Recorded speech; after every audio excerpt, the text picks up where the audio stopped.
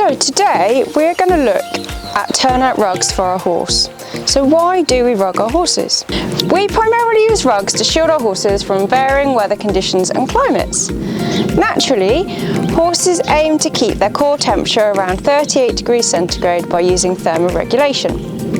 In the wild, they grow thick winter coats, eat forage, seek shelter and huddle with their herd to do this. In domestic horses, this is not always possible, which is why we rug. Certain breeds like thoroughbreds don't grow such a thick coat, and horses might be clipped like this one, so we can exercise them comfortably.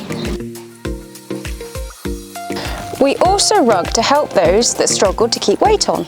On the other hand, if we have rather a good doer, winter can be a great opportunity to get them to shed a few pounds by keeping warm naturally rather than rugging. Where we decide to rug, these horses often spend hours in their rug, so it's important to make sure that they are fitting well. So what weight and style should we be using, and how do we know they fit our horse? So let's have a little look at the types of rugs that are on the market, and I'd like to just show you a few things about them so when you're reading it makes a little bit more sense. So the first thing they tend to refer to is the denier of a rug. This refers to how strong the outer fabric of the rug is. A low denier is less strong. This would be an example of a low denier rug, and as you can see, they tend to rip quite easily. They do tend to be a lot cheaper. And then we have a high denier. This is stronger and great if you've got, other horses turned out with them and they tug at each other's rugs. They tend to last a lot longer. So this is a nice Rambo rug, really high denier, also a lot more expensive. So next, let's have a little look at the weight of the rug. The weight refers to the amount of fill that's in the rug. So if we look at this one, this would be a lightweight rug. It's basically just an outer shell with really no fill, suitable for warmer weather or an unclipped horse. Then if we have a look at this one, this would have a medium weight rug, a lot heavier, more fill. They do quite often actually say on them what weight you've got, so this one's a 250 gram. And then we also have a heavyweight rug like this, suitable for really cold weather. We choose the weights dependent on the weather, age, body condition, time of year, whether our horse has got any access to shelter, what breed he is, and what level of work our horse is in. For example, a fit thoroughbred, fully clipped, in hard work would want a far heavier rug than a hairy native pony in the same weather conditions. He may well only ever need something like this. So the next thing to have a think about is what style of rug do we want to use for our horse. So we have a standard style rug here, just with no neck cover on it. This rug's great actually because you can add the neck cover onto it as you want. So we have a neck that we can add on when we need it. The other type we can have is an integrated neck cover, such as is on the horse behind us. This is called a combination rug. They're also great because they can reduce weather pressure. Similarly to that, you can have something called a wug. Now, they don't go all the way up the neck, they just kind of have a slanted line that goes up there, and again, they can be good for reducing weather pressure. So next thing to have a look at is the way that the horse's rug does up at the front of the chest. So this is quite a popular design. You've just got a snap hook that does up at the front. Some of my cheeky young horses are very good at doing these, so no good for cheeky horses. So then we can have a look at the Rambo rugs. These have their patented V closure. Again, this is good for horses that are big and moving in their shoulders. It can stop them rubbing and hard for them to undo. We can also have a Bucas rug. Now they just do a little snip and clip one. They're a little bit fiddly, but again, quite comfortable for the horse.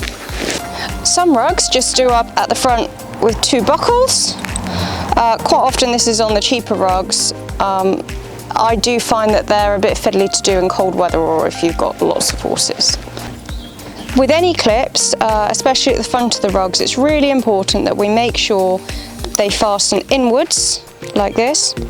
This ensures that our horses can't attach themselves to their hay net or any electric fencing or anything, so this is the safe way to do them, very important. So at the back of the rug, there's two different designs to consider. A lot of rugs like this, they just have what we call a fillet string, just one strap that goes across the back. The other option is that you can have leg straps. These are two straps that cross end of the legs at the back. So when our horse wears their rugs, they naturally will slide forwards, move back. When they roll, they move around a bit. So it's really important to make sure that they fit our horse and that we check daily for any issues. When we measure our horse, we want the rug to fully cover the horse from the withers to the start of his tail, and to be deep enough to reach below the bottom of his tummy. A UK rug manufacturer will measure from the front of the chest to the end of the buttock, and they will do this in feet and inches. A European measures from the wither to the start of the tail, and they do this in centimetres.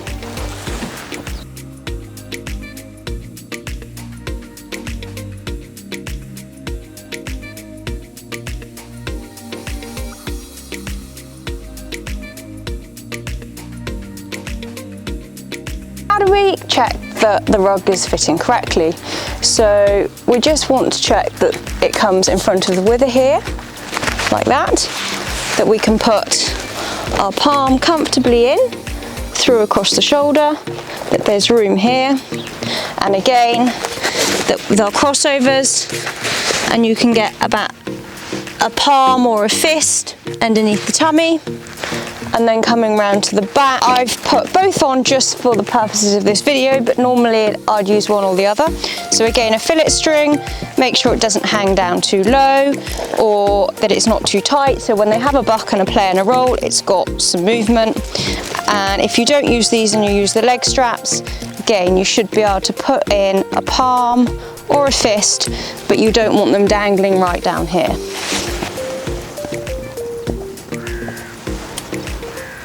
Finally, I'm just going to talk about what happens if we get everything wrong. What do we look for? Firstly, if we over-rug them, and that means we've got too heavy a rug on, then we might have a sweating horse.